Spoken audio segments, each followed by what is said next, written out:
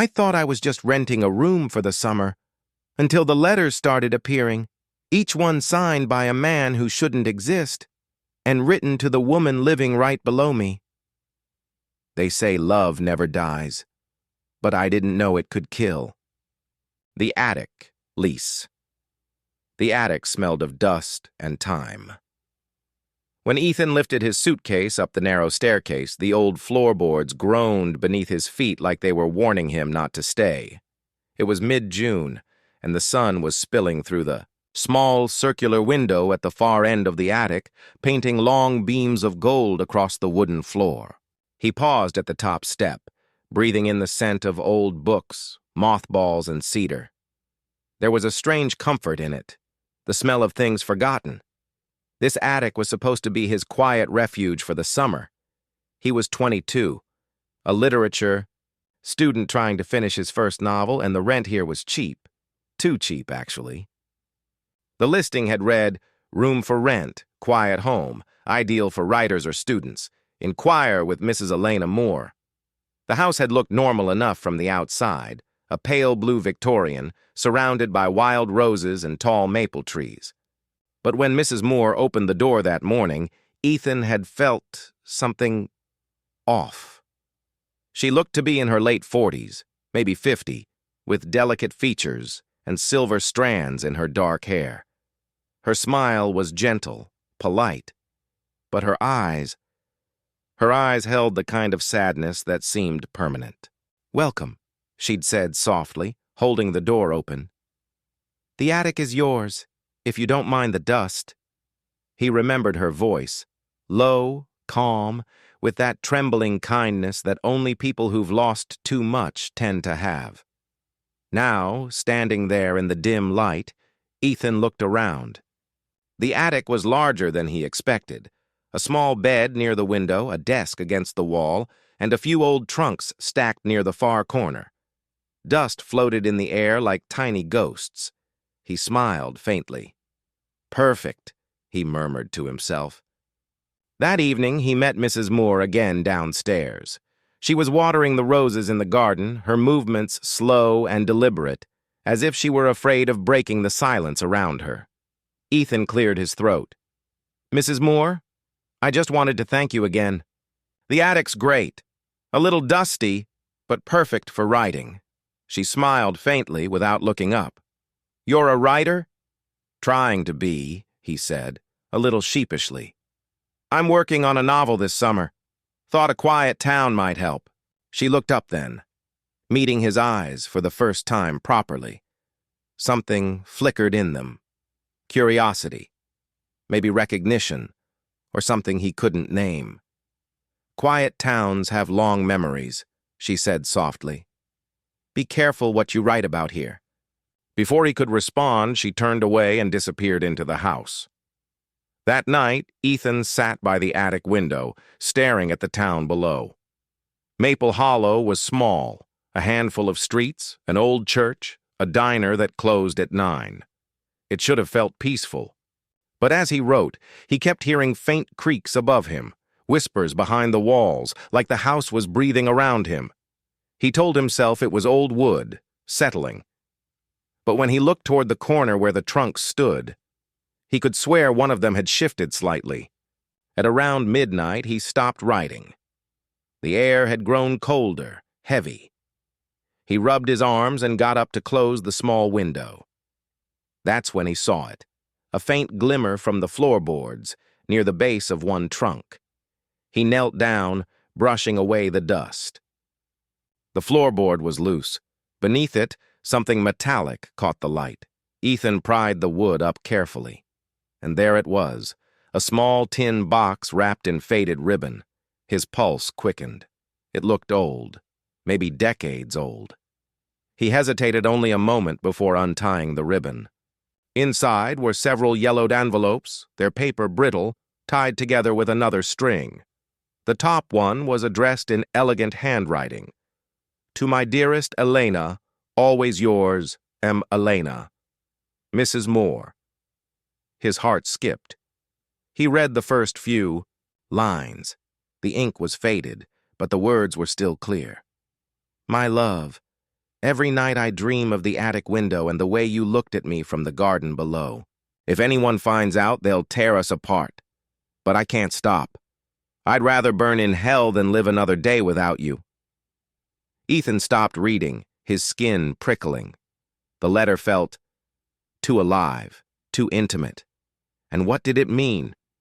If anyone finds out? He heard a floorboard creak downstairs. Footsteps, slow, deliberate. He quickly placed the letters back into the box and slid it under the bed. Then he froze. A shadow passed beneath the attic door, just for a second. Then a soft voice drifted up from the bottom of the stairs. "Ethan?" Mrs. Moore's voice. "Yes?" he called, trying to sound calm. "Everything all right up there?" He swallowed. "Yeah. Just settling in." A pause, then softly. "Good. Just remember, some things in this house are better left untouched." Her footsteps faded away. Ethan sat back on the bed, heart pounding. The tin box seemed to hum faintly under the floorboard, like it was alive. He glanced at the window, the moonlight spilling in, pale and cold, and whispered to himself, "What the hell did I just find?" The first letter. The next morning smelled like rain. Ethan woke up to the soft hum of thunder rolling over Maple Hollow. The attic window trembled slightly in its frame, and a faint chill seeped through the cracks in the wood. For a moment he forgot where he was. Then he saw the stack of notebooks on his desk, and remembered the letters. He looked at the spot beneath the floorboard, his pulse quickening. The tin box was still there, hidden beneath the loose plank. He told himself not to touch it again. Not yet, but curiosity was louder than reason. He sat at his desk, trying to write. The words wouldn't come. His story, once about a small-town romance, suddenly felt too close to reality. His mind kept circling back to the handwriting in those letters, the way Elena was written, each curve deliberate, intimate. Who was M? By noon, the rain had stopped, and the smell of wet earth drifted through the open window. Ethan gave up pretending to write. He knelt on the floor, pulled up the board again, and lifted the tin box into his lap.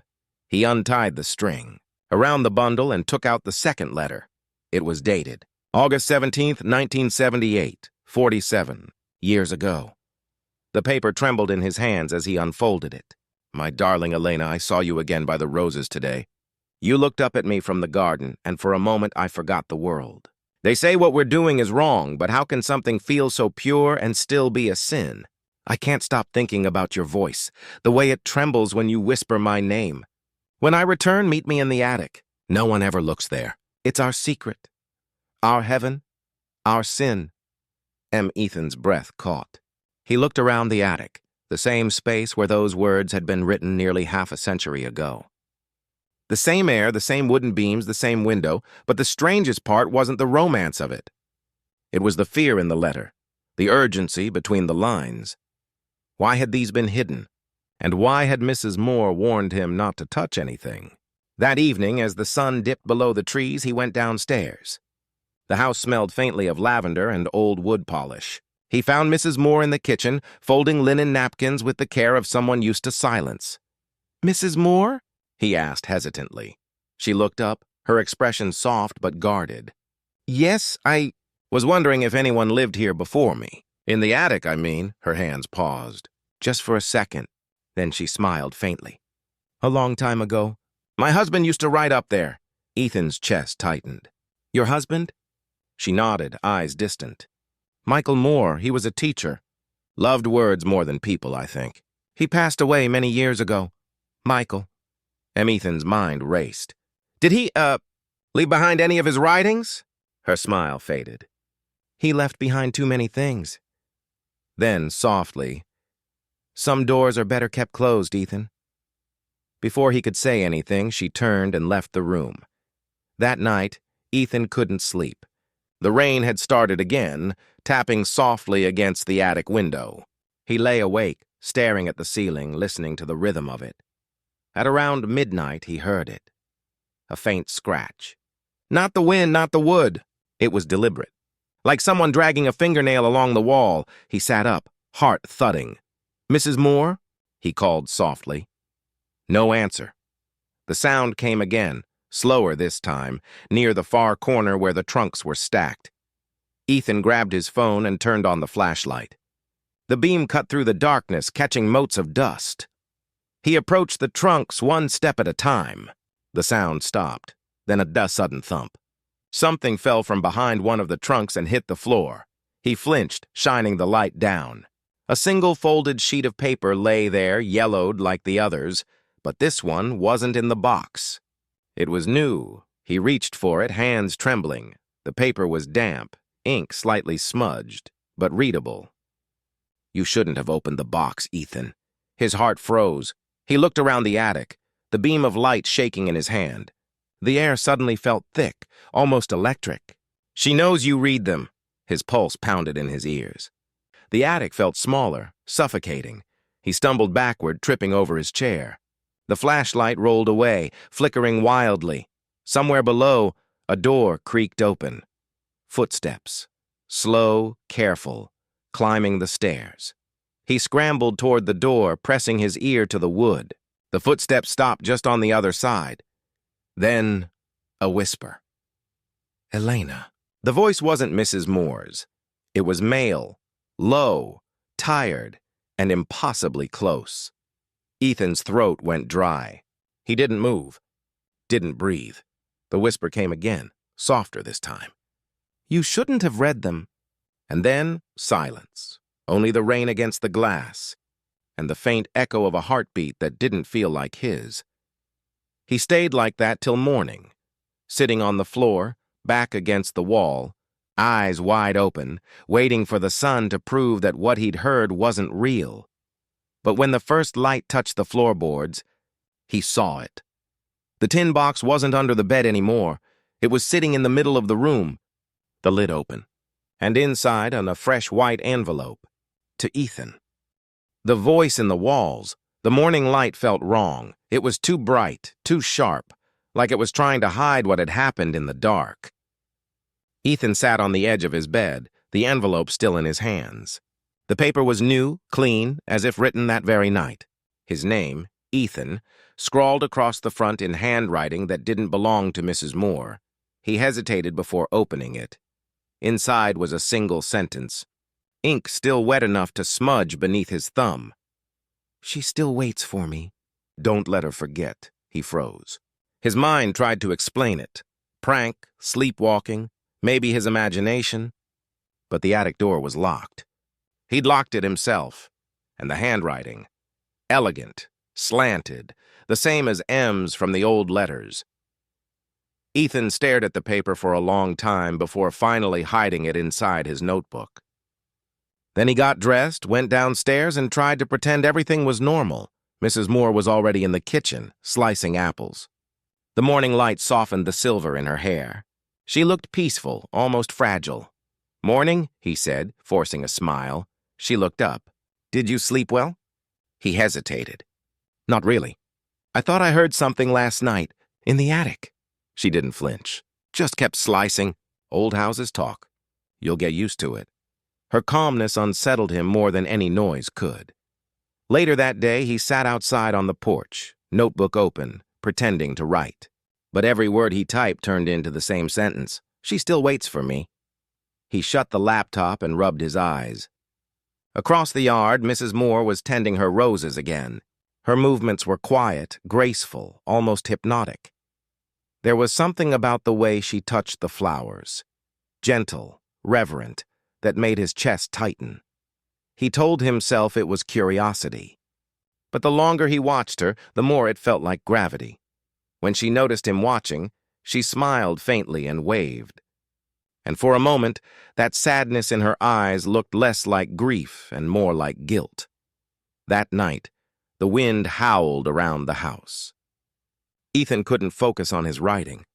The attic seemed alive again. Creaks, sighs, faint whispers that rose and fell like distant voices. He told himself he'd imagined the letter, that maybe he'd been half dreaming, but the paper was still there in his notebook, real and solid. Around midnight, his lamp flickered once, Twice, then went out. Great, he muttered, fumbling for his phone's flashlight. The beam illuminated the far wall, and he froze. There were marks on the plaster. Small, thin lines like scratches. He moved closer. They weren't random. They formed words. She remembers. Ethan's pulse thundered. He ran his hand across the wall. The letters were fresh, carved shallowly into the paint. He stumbled back, knocking over his chair. The attic felt suddenly colder. Then, a whisper, soft, breathless, coming from behind the wall. "Ethan!" His flashlight flickered again. He turned in a slow circle. The voice was everywhere, surrounding him, close but unseen. "Don't leave her!" He bolted for the stairs. The attic door was half open. It shouldn't have been. He'd locked it earlier. He rushed down into the hallway, but only to stop dead. Mrs. Moore was standing there. In the dark, no lights on, no expression, just standing. "Ethan," she said quietly, her voice almost gentle. "What are you doing awake?" He swallowed hard.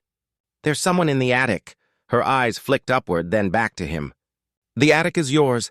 No one else goes up there. Then how do you explain this?" he asked, voice shaking. "The letters, the noises." She stepped closer, cutting him off.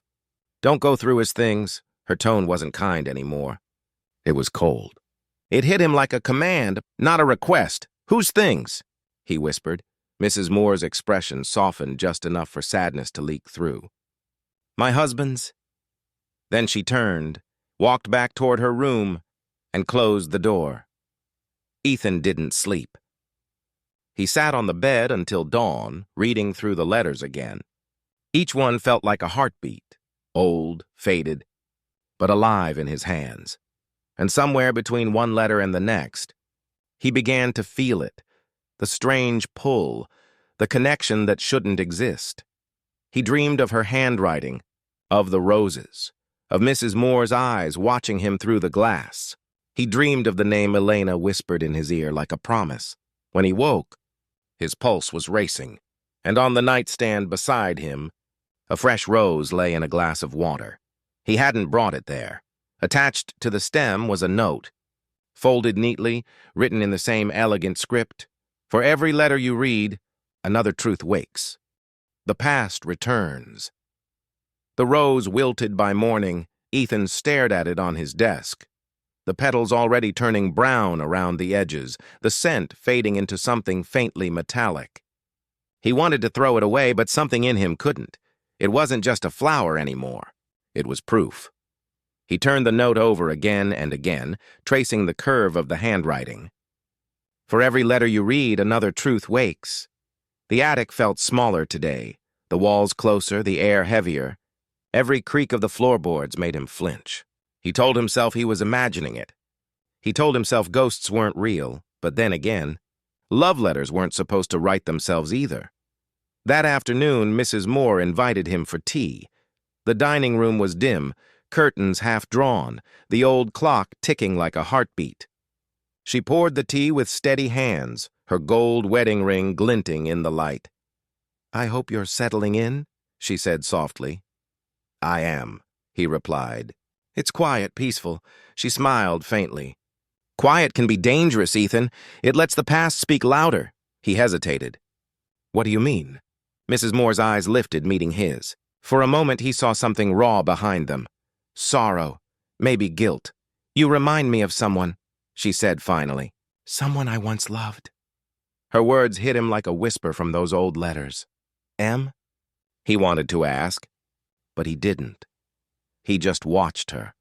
The way her lips trembled when she spoke, the way her hands gripped the teacup like it might shatter. There was something magnetic about her sadness. Something he couldn't turn away from. Later that night, Ethan couldn't sleep again. The storm had returned. Soft rain tapping against the attic window, thunder rolling in the distance. He sat at his desk, reading through the letters once more. He'd counted 13 so far. Each one dated between 1977 and 1979. Each one from M to Elena. But something strange stood out. The last letter in the box wasn't from M, it was to him. If you're reading this, then you've already broken the seal between now and then. She won't let go. She's waited too long. And now, you're the only one she sees. He felt a chill crawl down his spine. She who? He whispered.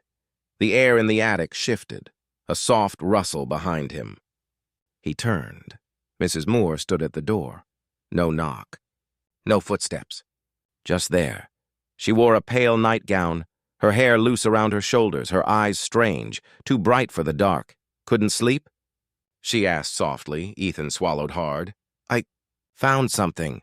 Her gaze flicked toward the tin box. Then back to him. You shouldn't have opened it, she said, almost in a whisper. Why?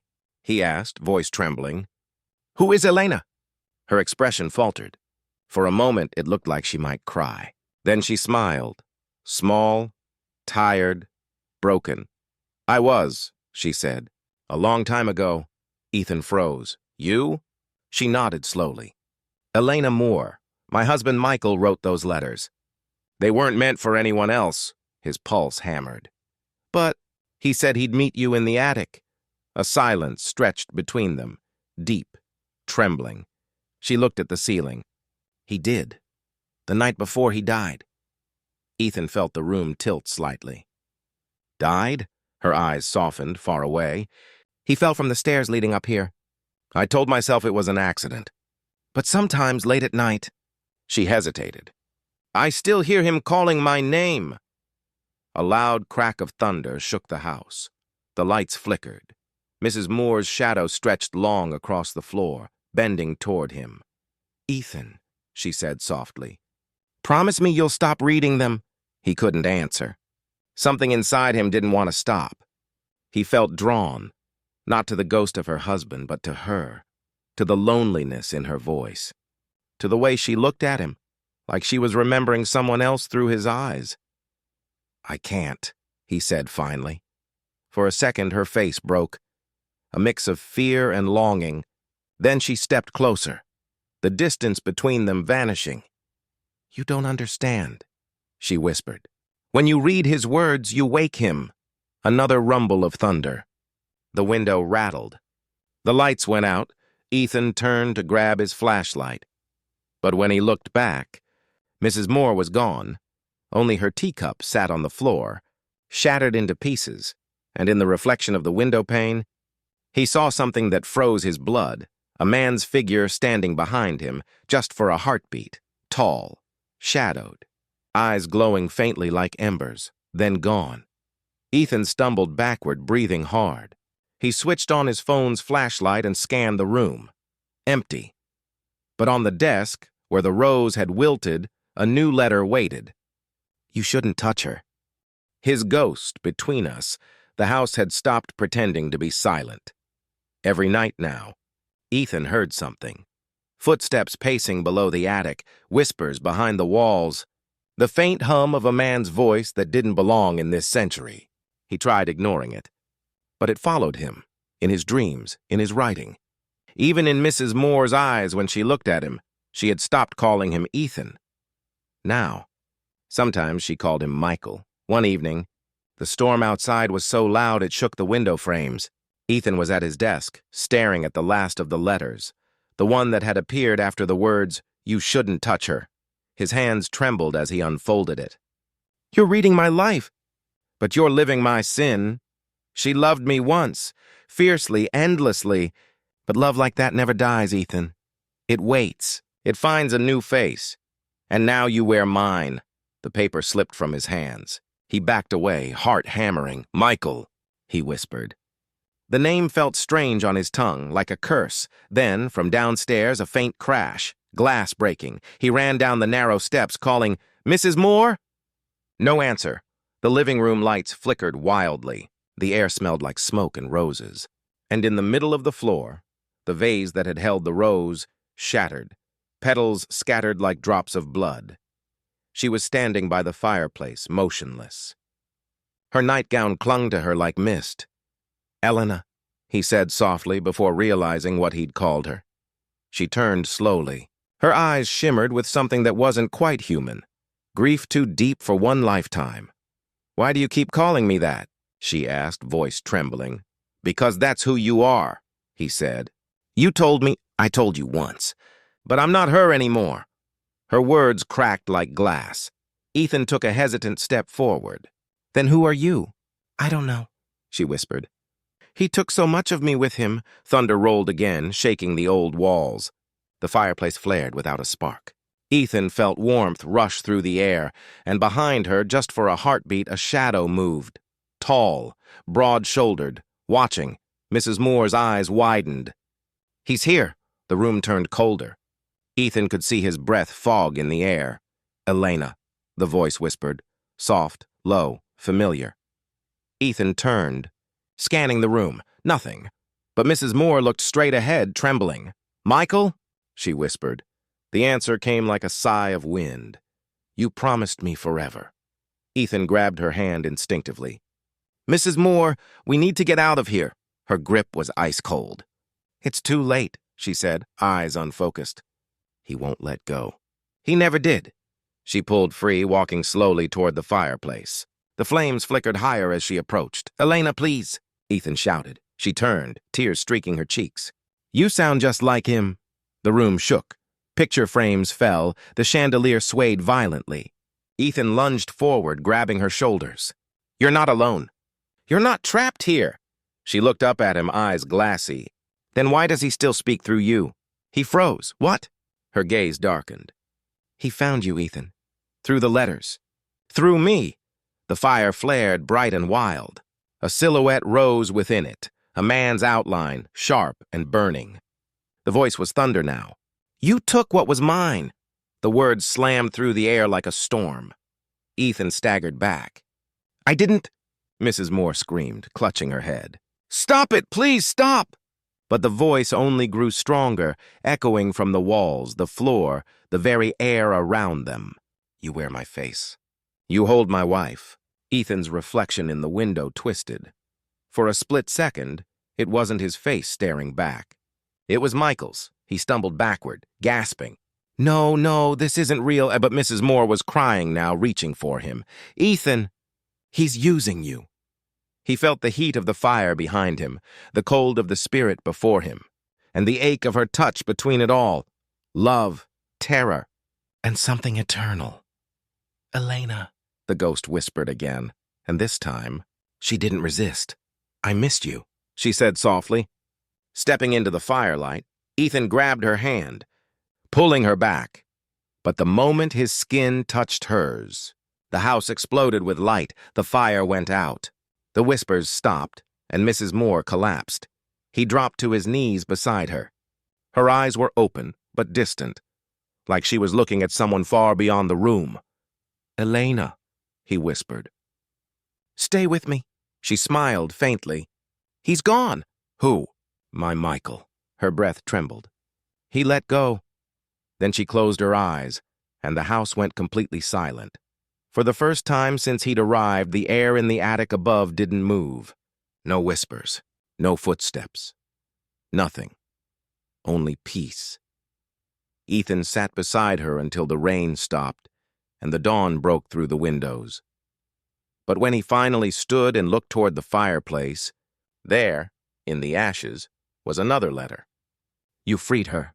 Now she's yours. The last letter morning came like a ghost, slow, quiet, and pale. Ethan stood in the middle of the living room, the smell of smoke and roses still hanging in the air. Mrs. Moore, Elena, was gone. Not gone like she'd left. Gone like she'd disappeared. The police said she must have wandered off. Shock, they called it. Grief. But Ethan knew better. He'd seen the light swallow her. He'd heard the silence afterward, heavy and final. Now the house was empty. No footsteps. No whispers. No voice in the walls, just him. And the last letter. He took it to the attic, where the story had begun. The air up there was cold but calm, the storm finally gone. Dust drifted in the sunlight like falling ash. Ethan sat at the old desk, the tin box open in front of him. He picked up the envelope, his name written in that same elegant hand. He opened it carefully. The paper smelled faintly of smoke. Dear Ethan, if you're reading this, then you've taken my place. Every soul who reads these letters becomes part of the story, my story. until they finish what I could not. Elena was never meant to die with me. She waited for release. You gave her that. But know this. Love leaves an echo, and echoes need someone to answer them. Now that she's free, the house is yours. Her memory will keep you. My words will guide you. And someday, when another writer finds this attic, you'll be the one whispering in the walls, M. Ethan's fingers trembled as he lowered the letter. For a long moment, he didn't move. Then he felt it. A shift in the air, soft and familiar, a scent of lavender and old paper, a touch of warmth on his shoulder, and a whisper barely audible. Thank you. He turned. No one there, but the rose on his desk, dried and gray just hours ago, now bloomed fresh again. He smiled, a sad, quiet smile, and whispered back, You're welcome, Elena. Days passed. Then weeks. Ethan didn't leave Maple Hollow. He told himself it was for his writing, the peace, the quiet. But deep down, he knew the truth. The house didn't feel haunted anymore. It felt alive. He wrote every day now, long into the nights. Stories about love and loss, memory and time, each one sounding strangely familiar, as if the words were being whispered through him. Sometimes, when the wind was just right, he thought he heard her humming downstairs, and on certain nights, when he stayed up too late, he caught a glimpse in the mirror, not his own reflection, but another man's standing just behind him. Smiling faintly, he never turned around. He didn't need to. Months later, the town sheriff found the attic window open. The desk was empty except for the tin box, now filled with new letters, pages written in Ethan's handwriting, dated one by one. The last one read, Dear whoever finds this, don't read them all. Some stories don't end. They wait for a new beginning. If you hear a whisper, don't answer it. If you find a rose, leave it where it lies. And if she calls your name, run. The sheriff folded the letter, closed the box, and placed it back under the floorboard, exactly where it had been before. Outside, the wind rose softly through the trees, carrying the faint sound of a woman's laughter. Gentle, distant, almost happy, and in the attic, for the briefest moment, the faint scratch of a pen began again.